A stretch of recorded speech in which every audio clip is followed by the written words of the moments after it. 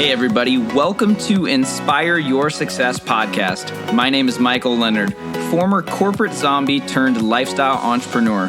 I'm on a mission to inspire millions of people to stop settling for average and create the life that you deserve. Each week, I'll be bringing on world-class experts, entrepreneurs, and high achievers to give you the inspiration to take massive action. I'm confident these successful people will give you the spark to create an epic life and business. Thank you so much for spending time with me today. Here's your episode. Hey everybody, welcome back to Inspire Your Success. Now that it's January in 2019, I know that you are looking into the year, probably doing a little bit of reflection into last year, and really figuring out what you want to create, what you want to do, and who you want to be in 2019. And I want to share some of my biggest lessons from 2018 to really help you create the year that will change everything. Because 2018, I can say personally, was the year that I'll always remember. There was a lot of ups, a lot of downs, but overall, I learned more about myself and how to run a business and really just living a better life than I probably had in the previous 30 years. Now, I'm not going to say it was an easy year. I had a lot of personal struggles. I had some business struggles. I had to really become a different person, to become an entrepreneur, to try and become the professional golfer that I want to be, and really to become the person I want to be. I had to really get out of my comfort zone a lot. I had to face a lot of fears, and along the way, I just learned so many lessons that I want to help you, because some of these I probably didn't need to learn in the way I did. So I'm hoping that you can learn from me and avoid some of that pain, some lost money, some frustration. And again, my whole goal with this podcast is to help you speed up success. So I want to go over my 10 lessons of 2018 so you can create an epic 2019. So lesson number 1 is quit caring what anyone else thinks. I was so guilty of this for so long. It is hard to even remember a time when I didn't care what other people thought. And if you're trying to be a lifestyle entrepreneur and be on social media and quit your 6-figure job to create online income and do all these things I was trying to do, I quickly found that there's no way to please everyone, especially family, friends, people on the internet. There's just too much going on out there. And if your entire happiness and your well-being depends on what other people think about you, I promise that you are going to be miserable more than you are happy. And that's something that really took me a long time. I'm 31 years old, and I can say it pretty much took until last year until I finally just realized, fuck it. Like, I can't care what other people think. And when I listen to Jesse Itzler, is someone that I really respect. He's an author. He's a co-owner of the Atlanta Hawks. He's just an unbelievable guy.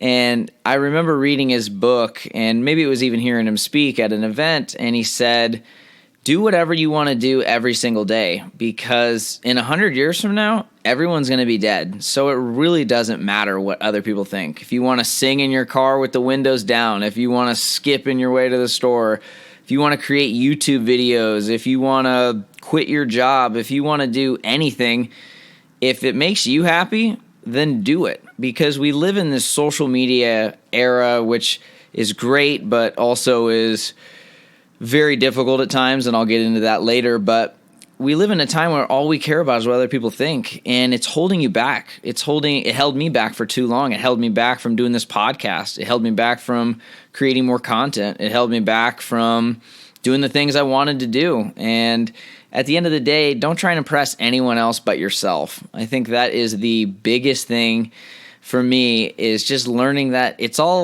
life's simple. I mean, if you can make yourself happy, you're going to have a great life. You're going to show up better with friends, family, relationships, and everything else. So I really, really just want you to live 2019 for yourself. Don't care what anyone else thinks. And I know that sometimes you are going to get some grief from people, and I know personally a lot of people like to give their opinions when I tell them I want to be a professional golfer, I want to build a 6-figure a month business, all these other things. And a lot of times it's people not necessarily trying to hurt you. Sometimes it is, but sometimes they're just looking out for you, they think. And I want to go with a quote that I learned from Tom Bilyeu at Impact Theory. And it's really resonated with me. So the next time someone tries to take you off your goals and really take you back to what they think is reality and push their limiting beliefs on you, I want you to remember this. Thank you for your concern, but you're not the person I'm trying to emulate. So don't let anyone hold you back. Again, live 2019 for you, for no one else. So that was a long-winded one, but I'm very passionate about that. So number 2 is to really, I want you to focus on your future. Don't worry about the past so much. It is so easy to look back and always focus on what you could have done. And I don't know why, for some reason this year, I kind of had, maybe it was my 30th birthday last year or just getting older and wiser, but I had this kind of epiphany of like, man, I really wasted, quote unquote, a lot of my 20s. And I don't really say that, I wasn't like a drug addict in a crack den or something like that, but I really felt that my 20s were a time where I should have been learning, networking, doing all these things that I know now, but I really wasn't. And it's just one of those things where it's easy to feel guilty about your past. But the more I research the brain and understanding psychology, guilt is a very, very powerful negative emotion. And I experienced a lot of guilt onto what I wish I would have done or how I wish I would have done this in the past. And the point is that it's in the past. Like, you're never going to change it. But you have to remember, like Tony Robbins always says, you're not your past. You're bigger than your past. And so don't limit yourself to what you were in the past. If you want to change today. If you want to change tomorrow, do it. You don't need anyone else's permission. Again, going off of number 1, you can do whatever you want to do as long as you focus on your future and make sure your future is always bigger than your past. Again, guilt is such a toxic emotion that can just bring in sickness and make you feel awful and demotivated and all these other things. So I want you in 2019 to say, hey, everything that I've done in my life has got me to this point, but I'm just getting started. I can start that business. I can lose the weight. I can find the relationship. Whatever you want to do, you can do it. So quit looking backwards. There is no way you're going to find the answer back there trying to change the past.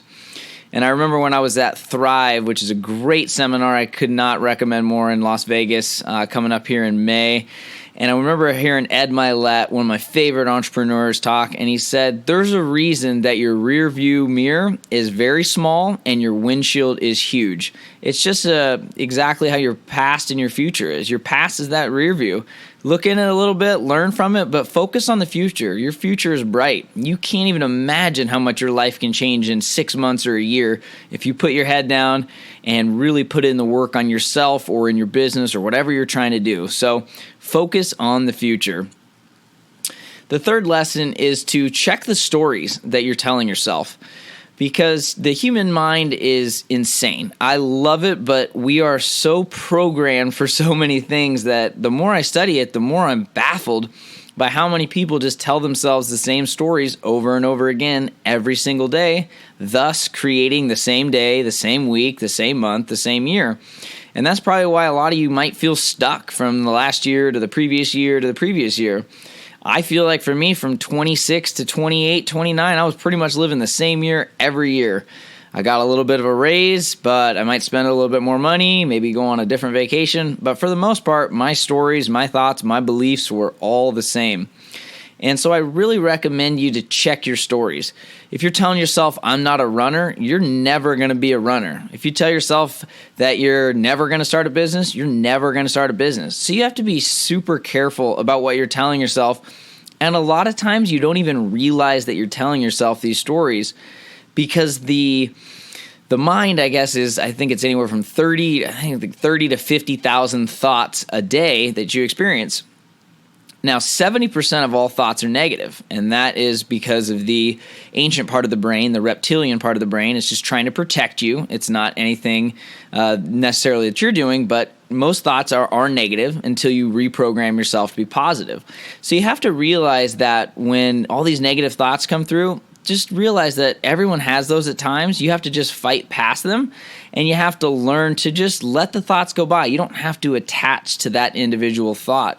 So some of the stories that I had were, I can't start a podcast. I can't create an online course yet. I can't. Well, that was all bullshit. It was all made up stories in my mind that held me back from being the person that I want to be.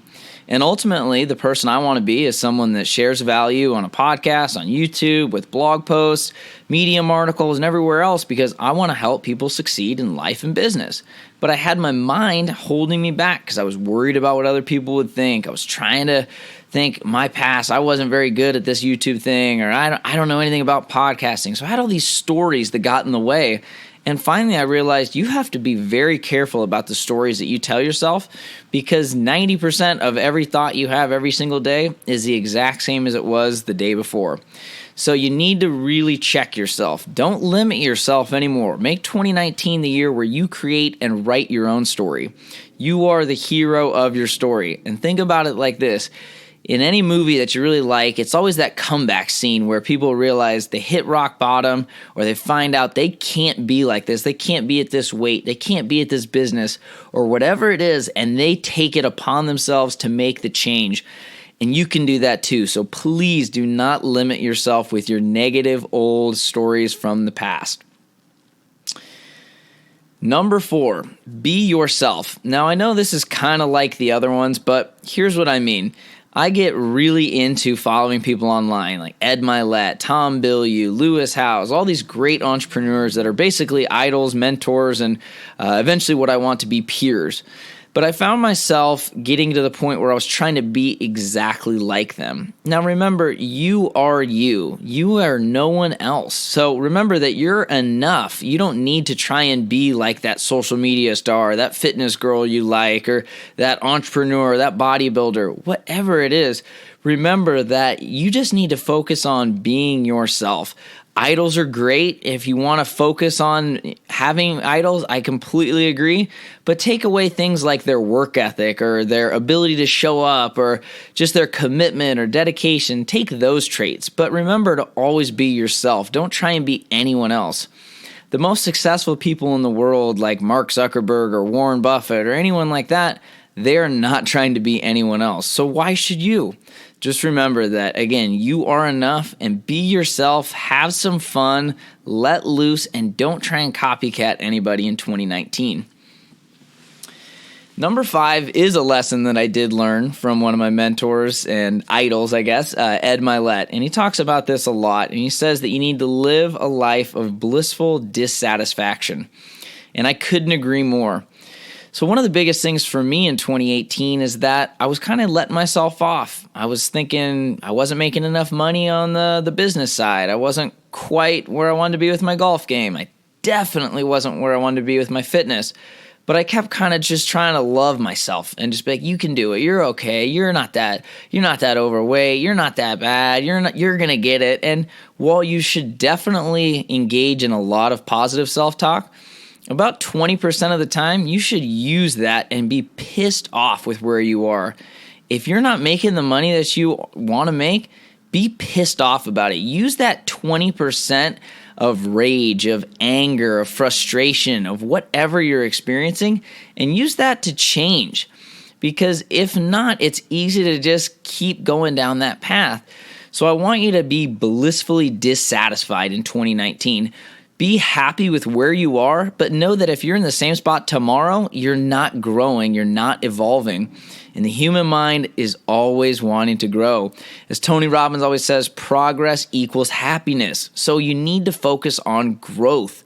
Use the dark side. I love David Goggins. He talks about this a lot. He says going into the cookie jar.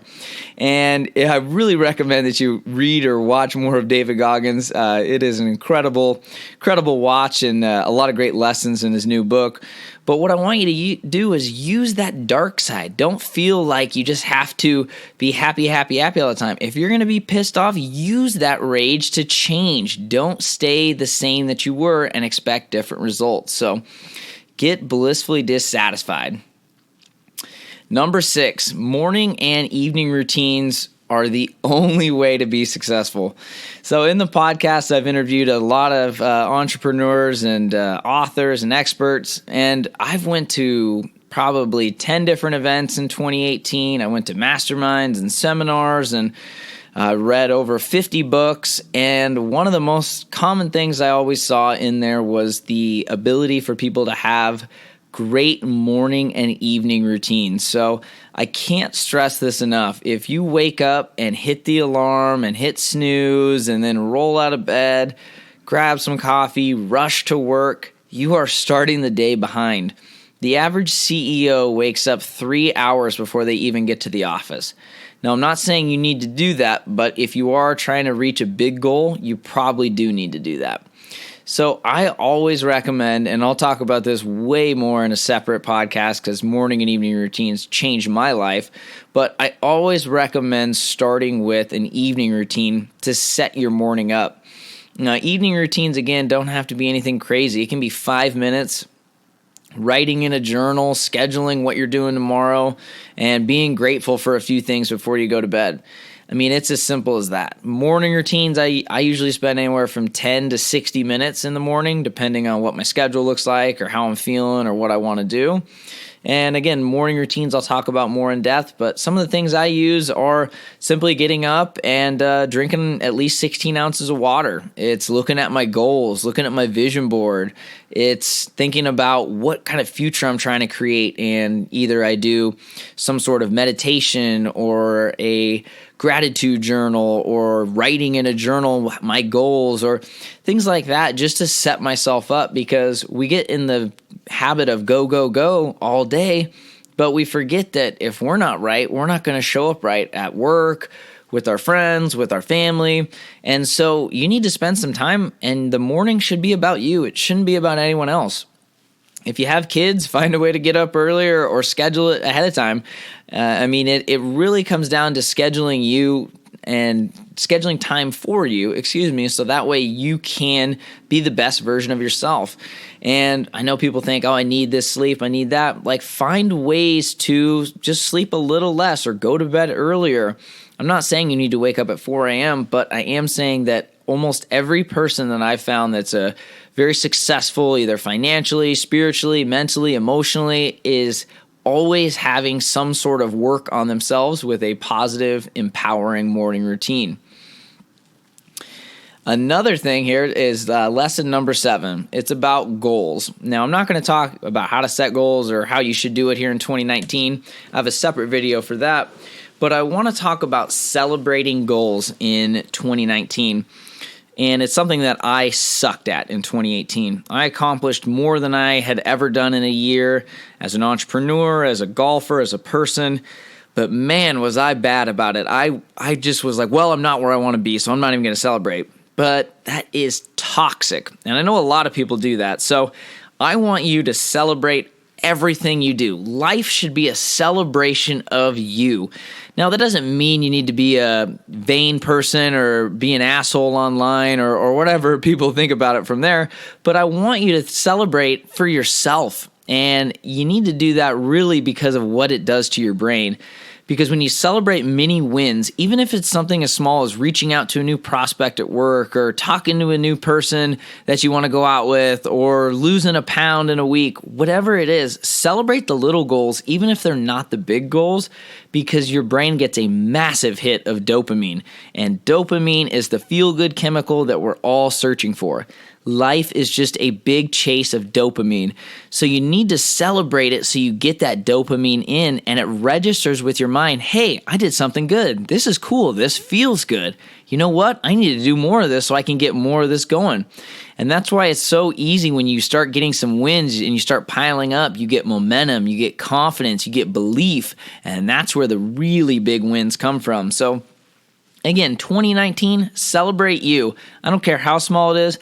Every night before I go to bed, I write 3 wins down I had for the day, and it forces me to do that. So I recommend you add that as part of your evening routine. You can write it in a journal, a Post-it, on your fridge, if you have a whiteboard or something, whatever it is. But write down 3 wins, because I promise it'll force you to be like, okay, you're right, I did do good. I ate what I said I was going to eat.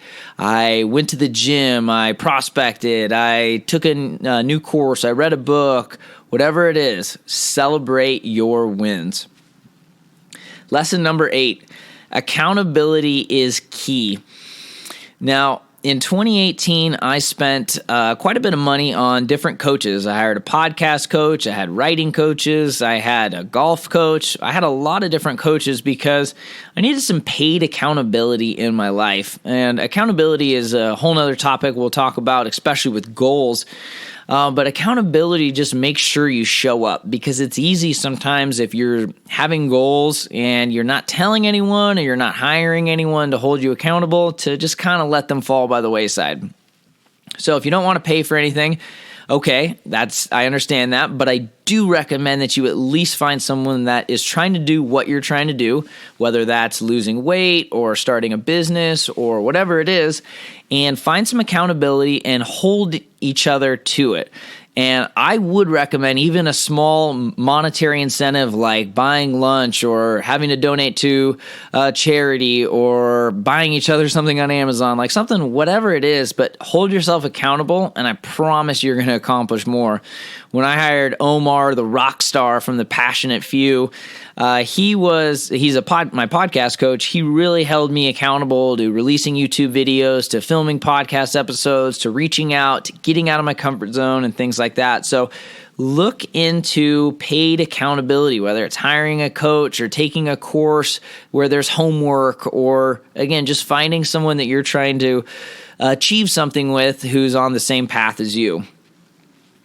Now, lesson number 9 is all about self-confidence. And I'm going to be really honest with you guys. This is something that I've struggled with in almost every area of my life. And I'm starting to understand why, looking back into some of the childhood unconscious habits that happened to me at a younger age. And some of the things that I really want you to realize is that confidence is not something you're born with. It's really something that you acquire through your own work and discipline and commitment to yourself.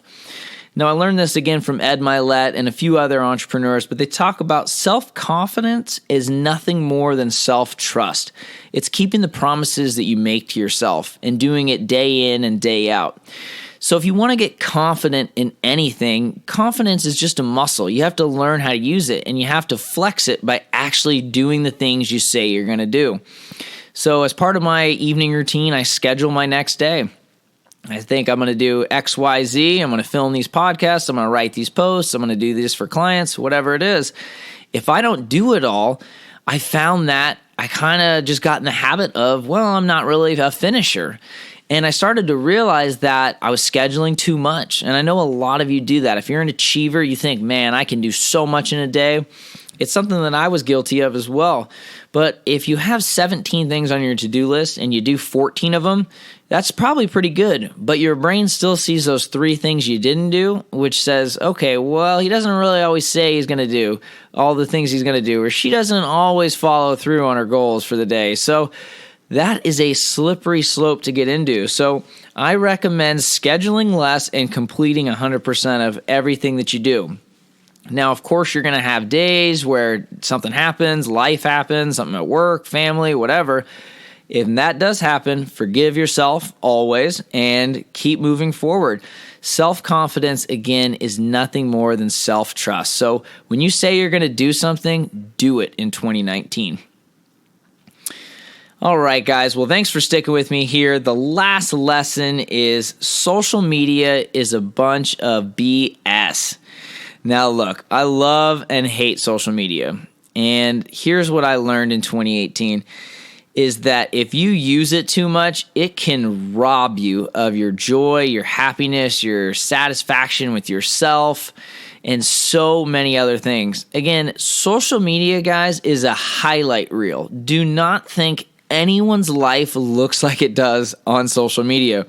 I've hung out with so many people this year that have tens of hundreds of thousands of followers, and they all say the same thing. This isn't really what my life looks like. Like, no one sees the grimy stuff of waking up at 4 a.m. or of having to make these calls or having to edit these videos or whatever they're trying to do.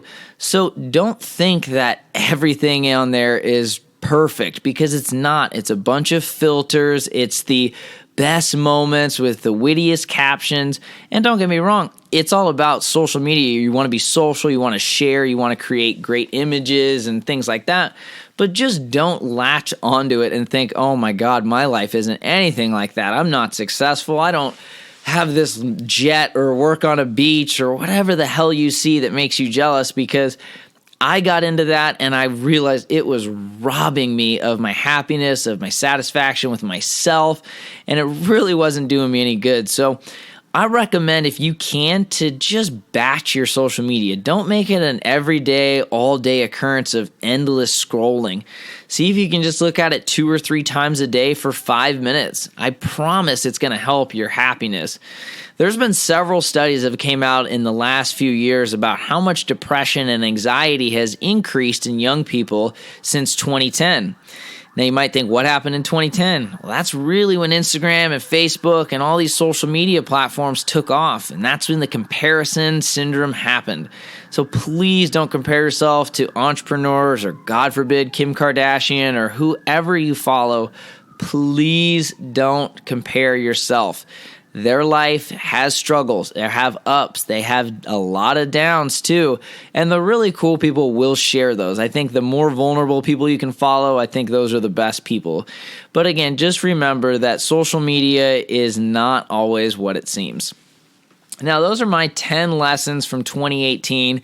And really writing these down and thinking about them, it's something that I was able to do pretty easily because I actually kept a doc of it on my phone. So I recommend you do the same. It really has helped me look back, and in December, I spent about 2 weeks really analyzing my year in every way: my business, my personal life, my relationships, my golf, my everything, literally everything. And having this just endless scroll of notes that I felt like really helped me. So I recommend you write down your big lessons, whether it's in a journal or it's on your phone or whatever it is. So that way you can always remember, like, hey, I'm learning a lot. I'm reading, I'm listening to podcasts, I'm watching videos, whatever you're doing. Remember, there's a lot of great lessons in life out there. So I recommend that you just have something so that way you can always look back and realize how far you've come. Now, I want you to make 2019 your year. Go ahead and re-listen to this, take a few notes, and remember that you got to quit caring what other people think. You got to check your stories about what you've been telling yourself. Focus on your future. Be yourself. Use the dark side every once in a while to make some massive change. Have morning and evening routines. Celebrate your goals. Have some paid accountability. Keep the promises that you make to yourself, and remember, social media is not what it seems. So thank you so much again for sticking with me. I am so excited to do this podcast for you guys, and if there's any way I can help you in business or in life with routines or habits, starting a blog, freelance writing, whatever you're trying to do, and you think I can help, please reach out to me. I am on a mission to help inspire as many people as I can to create an epic life and business. So thank you so much for being here, and I hope you have a phenomenal day. Thanks for listening to Inspire Your Success podcast with Michael Leonard. If you like this show and want to learn more, check out inspireyoursuccess.com/podcast. Also, please leave us a review on iTunes to let us know how we're doing. Join us next week for more tips and tools to help you create the life you deserve.